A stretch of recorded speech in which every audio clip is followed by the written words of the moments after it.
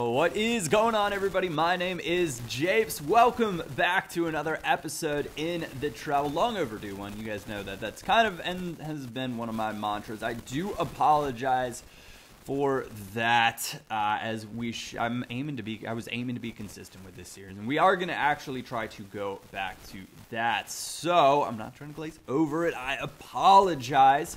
But we'll also be throwing in some Ultimate Team coming up here as well, because frankly, while Ultimate Team isn't my most favorite thing, my favoriteest thing in the world, it is definitely something that a lot of you guys enjoy, and kind of one of those things that the channel was originally built on, so I'll be sure to keep that included. We are still in the Football League 2. It is February. This episode is going to be the month of February, getting to March. And we are hoping to get some W's, because we need, like, when push comes to shove with career mode or with manager mode, if you aren't progressing with a squad like Portsmouth, or getting promoted with a squad like Portsmouth, your first season, you are getting fired. And when you get fired, then the manager mode goes to pieces. But with the simulation, it gives you an element of risk. But when you win 4-0 and your squad turns out a performance like this one, you're feeling a lot better about things. And that is exactly what we wanted to see, because we've had a few iffy results in the past. We're going to mark this one down as 4-0 victory. Give it time to check out all the goal scores. McGurk's been good for us, which has been wonderful. Our youth academy has not been producing. Well, we've got Deslandis and we've got Townsend, who have been two good players for us so far. But beyond that, we're sitting in third with a very much a shell of a squad, and I'm kind of nervous about how deep the squad is at this point, because really it's not deep. We've sold on a lot of players to be able to go out and get that five-star scout that we wanted in the beginning, and I'm going to use this as a bit of a chance for a recap. So sold on a lot of those players, used it to go out and get a good scout in hopes that we would be able to then bring in a lot of good, high-quality youngsters that we would be able to promote to the first team. And I'm not using the scout to just go out and sign all the youngsters, offer them contracts, and then offer them up for sale in a transfer window. I think that gets a little bit cheesy at times, but we're trying to do it more so we can promote those guys on to the future. Now, on to some footy chatter, a little footy talk. That's what I've been using the series a lot for, is to kind of voice my opinion on things that are going on in the football world. And I just got done watching the Madrid derby, Atletico versus Real Madrid. I don't know why we're getting that weird German I don't know why we're getting the accents in there. Anyways, I got done watching that. Atletico Madrid 1-0 over Real Madrid. Griezmann with the winner, and Simeone said it was only natural for Atletico to beat Real Madrid. Zizou a little bit disappointed with the result. Gareth Bale, nothing to say, out injured. But I think that's the third time in a row that the first time ever that a team has beaten Madrid 3 times in a row at the Bernabeu, which is really quite a feat. Now, there have been rumors of Simeone to Chelsea. That looks to not be happening at this point in time, but Atletico is really it's an interesting squad. And the way they play is really interesting as well. They very much remind me kind of a Dortmund, and that's not to say that I don't think Atletico players would go on and do well somewhere else, because that's just not the case, but there seems to be just like a nippy philosophy behind the squad, and they're really, you kind of find yourself pulling for them. Now, I'm not saying that I'm an Atletico Madrid fan in any way, shape, or form. I got asked today, I said, Japes, who are you rooting for in this game? And I said, well, I frankly do not care for Madrid that much. Of course, I'm going to be rooting for Atletico. But you I found myself just kind of like pulling for them and wanting to see them do well. Not for my dislike for Madrid, but because I was enjoying what they were putting out there. That said, talking about Madrid, I've seen a few kind of articles and comments in forums now where Madrid fans just don't seem to be too happy with Toni Kroos. As a Bayern supporter myself, and having watched him play quite a bit with both with Bayern and the German national team, he is while he's a really, really good player, I was not super, super sad when he left Bayern. You know, it wouldn't be the same as, like, if Thomas Muller were to leave Bayern, I would be devastated. I would be crushed. But Toni Kroos was one of those guys where it was like, well, you know, you've been fantastic for us. And he does better in these roles further up the pitch. He's being deployed kind of in, you know, as your defensive midfielder with Madrid. And that's just not his forte. And he can be kind of lazy at times and make some really risky decisions. And that was showcased a little bit today as well. Not saying it's all his fault.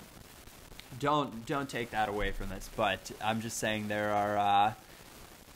you know, it's funny, his contract has some sort of clause in there, like if he wins the Ballon d'Or, he gets like this type of bonus. And I found myself reading that and being like, come on, man, Toni Kroos is not winning the Ballon d'Or. But good on his agents for putting that in there, because on the off chance that he does, that man had better be getting paid. Anyways, we're going to go back into career mode right now, as that was kind of my 2 cents. The Madrid derby, I don't know what to think about it. Atletico, I guess I don't know the full, I mean, you guys got a few of my thoughts, but I don't know my full conclusion on it and what to think about it. I think Atletico deserved to win. I still don't know. I still don't think they're the better team, though, which is like, that's one of those difficulties in when you talk about footy, I think in general. Or I guess sports in general. But it's something that's talked about far more in soccer and footy than it is in other sports. It's this concept of a team deserving to win, even though they're not the better squad. And you get that, you know, in the NFL and the NBA. You'll get it, you know, on like tennis or something like that as well. Where, well, he's really not the better player, but he probably deserved it. And it's the whole he was better on that day, but Atletico's done it 3 times in a row, and so you look at it and you're like, they haven't lost to Real Madrid in like 6 times or something like that. So I find myself sitting here going, how can I think Real Madrid is a better team when like 6 times you would say if a team is better and they played 10 times, the better team would win the majority of the times. Well, that's just not the case between these two teams. So I really don't know how to justify this thought in my mind of thinking, yeah, you know what, Real Madrid is definitely the better team. They have better players. And I don't think anybody would argue that Real Madrid has better players. But as a team, as a whole, they don't seem to be better when put, you know, head to head. And everybody's got this, you know, there's always like your rivals, your arch nemesis, and it's a derby for a reason. And sometimes it's just the way it is, where there's something another team, another person does that is really, really, it's like an Achilles heel. It's difficult to conquer. It's one of those things that can always hold you back, or it's that vulnerable point in your game. And Atletico seems to be really, really good about exploiting that when it comes to opposition that's quote-unquote better than they are. Anyways, the draw is out for the Europa League as well, which is fascinating that Manchester United drew at Liverpool. I absolutely loved seeing that. Again, I have a friend that is an avid Liverpool supporter, and he is kind of excited about this draw. I was like, what do you think about the draw? And he's like, well, you know what? To tell you the truth, United, we know them, and they are very, very beatable. And I was like, okay. You wouldn't have preferred to get like Basel or something like that. He's like, nope, I think I'm okay with this. So I thought that was interesting, especially United looked better in their fun. You know, Depay obviously he had 3 nutmegs on the right back in the last game alone. Maybe he's finally getting a little bit of confidence, and he's going to be the player that United need in the attack that's willing to take players on. What a debut for, was it Rashford as well? That's crazy. Can you imagine that feeling?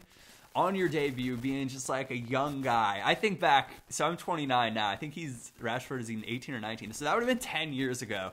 Debuting, and I think Rashford chose United over City as well. Debuting for a club that you chose, I think he's grown up supporting as well. Scoring 2 goals in an international competition. I can't even imagine what must be going in that guy's head. On the other side of that, I don't envy what's going on in his head, because he's going to have to deal with all sorts of press and all sorts of people now saying he's going to be the next great United, striker and this and that. And it's like, come on, man, cut the kid a break. He's a 18 or 19-year-old guy going out trying to do his best to win games. And I think that's one of those things that people forget a lot of times. There's always, and again, this is like a footy thing more than you see it with other sports. It's this player is the next, this player. Who's going to be the next Lionel Messi? Who's going to be the next, Kaká, Ronaldo, player, the legendary players, the next Zidane. It puts a lot of pressure on players, and a lot of players fizzle out. Because before those guys, it was like, well, he's just going to be like, let's just see what he does. We'll hope for the best. So I'm really hoping that the press will take it easy. But we all know that that's just not going to be the case. It's not possible. It's not how things work in this well-oiled footy machine and all the coverage in the news and all that sort of stuff that goes along with it. So sometimes I just wish kids could be kids. Anyways, I want to say thank you all very much for tuning in. Those of you that consistently come back and say what's up to me, I appreciate it as always. Other than that, I will have another episode of this out for you guys tomorrow. Thank you for watching. My name is Japes, and I will catch you all next time.